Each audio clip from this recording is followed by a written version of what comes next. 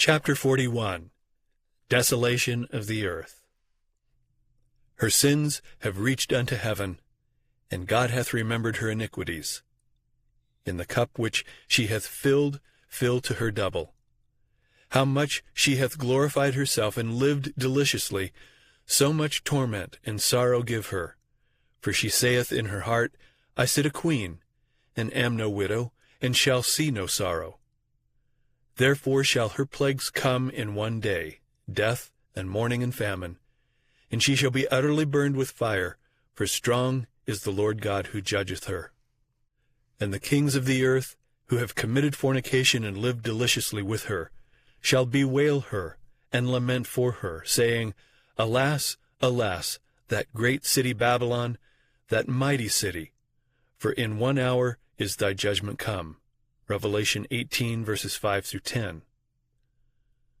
The merchants of the earth, that have waxed rich through the abundance of her delicacies, shall stand afar off for the fear of her torment, weeping and wailing, and saying, Alas, alas, that great city, that was clothed in fine linen, and purple, and scarlet, and decked with gold, and precious stones and pearls. For in 1 hour so great riches is come to naught.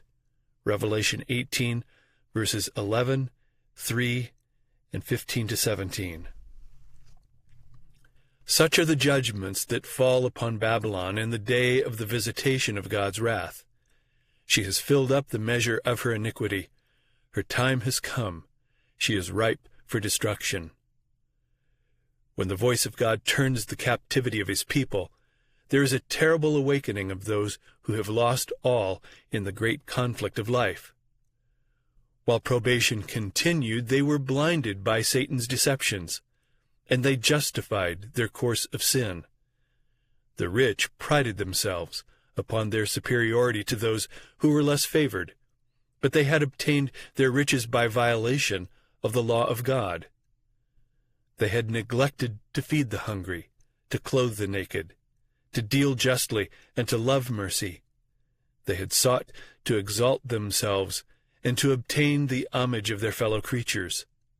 Now they are stripped of all that made them great, and are left destitute and defenseless. They look with terror upon the destruction of the idols which they preferred before their Maker.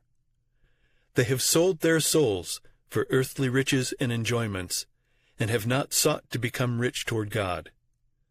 The result is, their lives are a failure. Their pleasures are now turned to gall, their treasures to corruption. The gain of a lifetime is swept away in a moment. The rich bemoan the destruction of their grand houses, the scattering of their gold and silver. But their lamentations are silenced by the fear that they themselves are to perish with their idols. The wicked are filled with regret, not because of their sinful neglect of God and their fellow men, but because God has conquered. They lament that the result is what it is, but they do not repent of their wickedness. They would leave no means untried to conquer if they could. The world see the very class whom they have mocked and derided and desired to exterminate pass unharmed through pestilence, tempest, and earthquake. He who is to the transgressors of his law a devouring fire is to his people a safe pavilion. The minister who has sacrificed truth to gain the favor of men now discerns the character and influence of his teachings. It is apparent that the omniscient eye was following him as he stood in the desk, as he walked the streets, as he mingled with men in the various scenes of life. Every emotion of the soul, every line written, every word uttered, every act that led men to rest in a refuge of falsehood, has been scattering seed, and now, in the wretched, lost souls around him, he beholds the harvest. Saith the Lord, They have healed the hurt of the daughter of my people slightly, saying, Peace, peace, when there is no peace. With lies ye have made the heart of the righteous sad, whom I have not made sad, and strengthened the hands of the wicked, that he should not return from his wicked way, by promising him life. Jeremiah 8, verse 11, Ezekiel 13, verse 22. Woe be unto the pastors that destroy and scatter the sheep of my pasture. Behold, I will visit upon you the evil of your doings. Howl, ye shepherds, and cry, and wallow yourselves in the ashes, you principal of the flock. For your days for slaughter, and of your dispersions are accomplished. And the shepherds shall have no way to flee, nor the principal of the flock to escape. Jeremiah 23, verses 1 and 2, chapter 25, verses 34 and 35. Ministers and people see that they have not sustained the right relation to God. They see they have rebelled against the author of all just and righteous law. The setting aside of the divine precepts gave rise to thousands of springs of evil, discord, hatred, iniquity, until the earth became one vast field of strife, one sink of corruption. This is the view that now appears to those who rejected truth and chose to cherish error. No language can express the longing which the disobedient and disloyal feel for that which they have lost forever, eternal life. Men whom the world have worshipped for their talents and eloquence now see these things in their true light. They realize what they have forfeited by transgression, and they fall at the feet of those whose fidelity they have despised and derided, and confess that God has loved them. The people see that they have been deluded. They accuse one another of having led them to destruction, but all unite in heaping their bitterest condemnation upon the ministers. Unfaithful pastors have prophesied smooth things. They have led their hearers to make void the law of God and to persecute those who would keep it holy. Now, in their despair, these teachers confess before the world their work of deception. The multitudes are filled with fury. "We are lost," they cry, "and you are the cause of our ruin." And they turn upon the false shepherds. The very ones that once admired them most will pronounce the most dreadful curses upon them. The very hands that once crowned them with laurels will be raised for their destruction. The swords which were to slay God's people are now employed to destroy their enemies. Everywhere there is strife and bloodshed. A noise shall come even to the ends of the earth, for the Lord hath a controversy with the nations. He will plead with all flesh. He will give them that are wicked to the sword. Jeremiah 25, verse 31. For 6,000 years the great controversy has been in progress. The Son of God and his heavenly messengers have been in conflict with the power of the evil one, to warn, enlighten, and save the children of men. Now all have made their decisions. The wicked have fully united with Satan in his warfare against God. The time has come for God to vindicate the authority of his downtrodden law. Now the controversy is not alone with Satan, but with men. The Lord hath a controversy with the nations. He will give them that are wicked to the sword. The mark of deliverance has been set upon those that sigh and that cry for all the abominations that be done. Now the angel of death goes forth, represented in Ezekiel's vision by the men with the slaughtering weapons, to whom the command is given, slay utterly old and young, both maids and little children and women, but come not near any man upon whom is the mark, and begin at my sanctuary. Says the prophet, they began at the ancient men which were before the house. Ezekiel 9, verses 1 through 6. The work of destruction begins among those who have professed to be the spiritual guardians of the people. The false watchmen are the first to fall. There are none to pity or to spare. Men, women, maidens, and little children perish together. The Lord cometh out of his place to punish the inhabitants of the earth for their iniquity. The earth also shall disclose her blood, and shall no more cover her slain. Isaiah 26, verse 21. And this shall be the plague wherewith the Lord will smite all the people that have fought against Jerusalem. Their flesh shall consume away while they stand upon their feet, and their eyes shall consume away in their holes, and their tongue shall consume away in their mouth. And it shall come to pass in that day, that a great tumult from the Lord shall be among them, and they shall lay hold every one on the hand of his neighbor, and his hand shall rise up against the hand of his neighbor. Zechariah 14, verses 12 and 13. In the mad strife of their own fierce passions, and by the awful outpouring of God's unmingled wrath, fall the wicked inhabitants of the earth, priests, rulers, and people, rich and poor, high and low. And the slain of the Lord shall be at that day from one end of the earth even unto the other end of the earth. They shall not be lamented, neither gathered, nor buried. Jeremiah 25, verse 33. At the coming of Christ, the wicked are blotted from the face of the whole earth, consumed with the spirit of his mouth, and destroyed by the brightness of his glory. Christ takes his people to the city of God, and the earth is emptied of its inhabitants. Behold, the Lord maketh the earth empty, and maketh it waste, and turneth it upside down, and scattereth abroad the inhabitants thereof. The land shall be utterly emptied, and utterly spoiled, for the Lord hath spoken this word. Because they have transgressed the laws, changed the ordinance, broken the everlasting covenant. Therefore hath the curse devoured the earth, and they that dwell therein are desolate. Therefore the inhabitants of the earth are burned.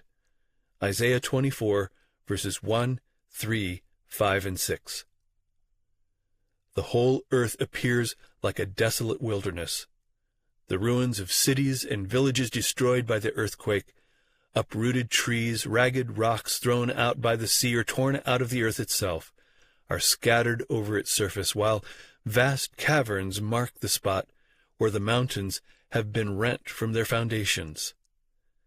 Now the event takes place foreshadowed in the last solemn service of the Day of Atonement.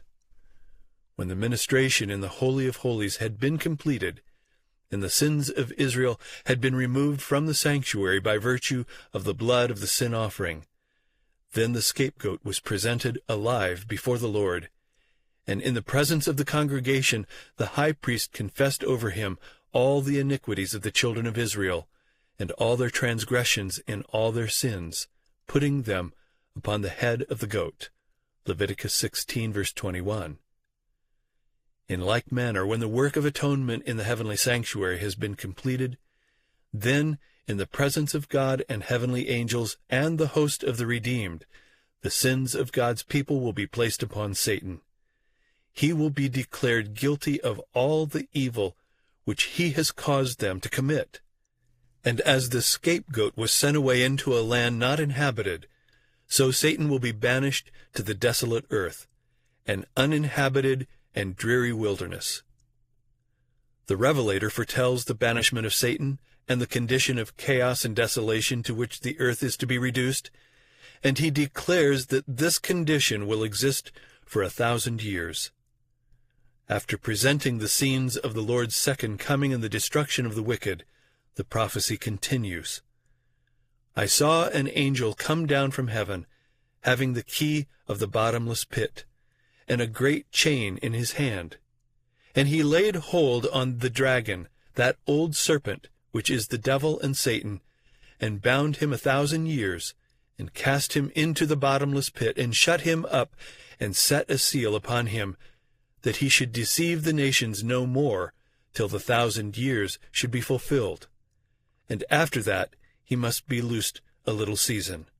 Revelation 20, verses 1 to 3.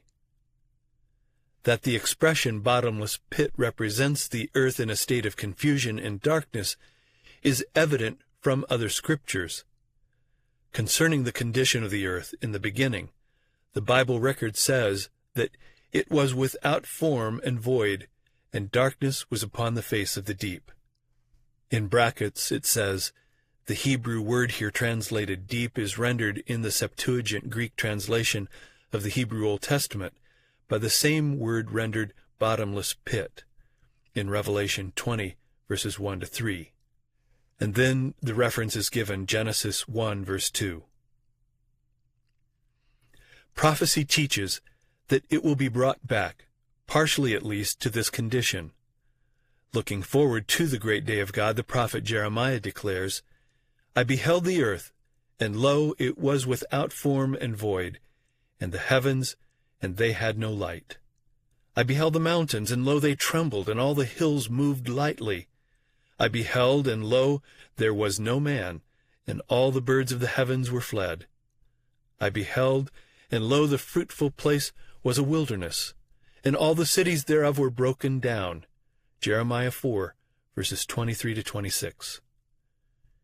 Here is to be the home of Satan with his evil angels for 1,000 years. Limited to the earth, he will not have access to other worlds to tempt and annoy those who have never fallen. It is in this sense that he is bound.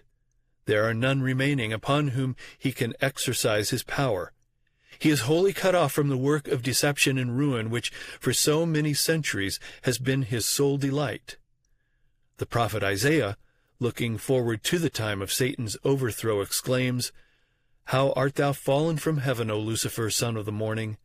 How art thou cut down to the ground, which did weaken the nations? Thou hast said in thine heart, I will ascend into heaven. I will exalt my throne above the stars of God. I will be like the Most High. Yet thou shalt be brought down to hell, to the sides of the pit. They that see thee shall narrowly look upon thee, and consider thee, saying, Is this the man that made the earth to tremble? That did shake kingdoms? That made the world as a wilderness, and destroyed the cities thereof? That opened not the house of his prisoners? Isaiah 14, verses 12 through 17. For 6,000 years, Satan's work of rebellion has made the earth to tremble. He had made the world as a wilderness, and destroyed the cities thereof. And he opened not the house of his prisoners. For 6,000 years his prison house has received God's people, and he would have held them captive forever, but Christ had broken his bonds and set the prisoners free. Even the wicked are now placed beyond the power of Satan, and alone with his evil angels he remains to realize the effect of the curse which sin has brought. The kings of the nations, even all of them, lie in glory, every one in his own house, the grave. But thou art cast out of thy grave like an abominable branch. Thou shalt not be joined with them in burial, because thou hast destroyed thy land and slain thy people. Isaiah 14, verses 18 through 20. For 1,000 years, Satan will wander to and fro in the desolate earth to behold the results of his rebellion against the law of God. During this time, his sufferings are intense. Since his fall, his life of unceasing activity has banished reflection. But he is now deprived of his power and left to contemplate the part which he has acted since first he rebelled against the government of heaven, and to look forward with trembling and terror to the dreadful future when he must suffer for all the evil that he has done and be punished for the sins that he has caused to be committed. To God's people, the captivity of Satan will bring gladness and rejoicing. Says the prophet, It shall come to pass in the day that Jehovah shall give thee rest from thy sorrow, and from thy trouble, and from the hard service wherein thou wast made to serve, that thou shalt take up this parable against the king of Babylon, here representing Satan, and say, How hath the oppressor ceased?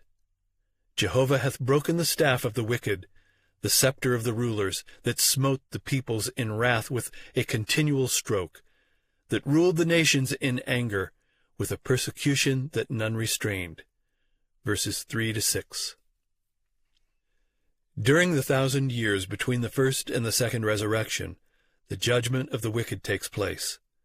The Apostle Paul points to this judgment as an event that follows the second advent. Judge nothing before the time, until the Lord come, who both will bring to light the hidden things of darkness, and will make manifest the counsels of the hearts. 1 Corinthians 4, verse 5. Daniel declares that when the Ancient of Days came, judgment was given to the saints of the Most High. Daniel 7, verse 22. At this time, the righteous reign as kings and priests unto God. John in the Revelation says, I saw thrones, and they sat upon them, and judgment was given unto them. They shall be priests of God and of Christ, and shall reign with him 1,000 years. Revelation 20, verses 4 and 6. It is at this time that, as foretold by Paul, the saints shall judge the world. 1 Corinthians 6, verse 2. In union with Christ, they judge the wicked, comparing their acts with the statute book, the Bible, and deciding every case according to the deeds done in the body. Then the portion which the wicked must suffer is meted out according to their works, and it is recorded against their names in the book of death. Satan also and evil angels are judged by Christ and his people. Says Paul, Know ye not that ye shall judge angels? Verse 3. And Jude declares that the angels which kept not their first estate, but left their own habitation, he hath reserved in everlasting chains under darkness unto the judgment of the great day. Jude 6. At the close of the 1,000 years, the second resurrection will take place. Then the wicked will be raised from the dead and appear before God for the execution of the judgment written. Thus the Revelator, after describing the resurrection of the righteous, says, The rest of the dead lived not again until the 1,000 years were finished. Revelation 20, verse 5. And Isaiah declares concerning the wicked, They shall be gathered together as prisoners are gathered in the pit, and shall be shut up in the prison, and after many days shall they be visited. Isaiah 24, verse 22.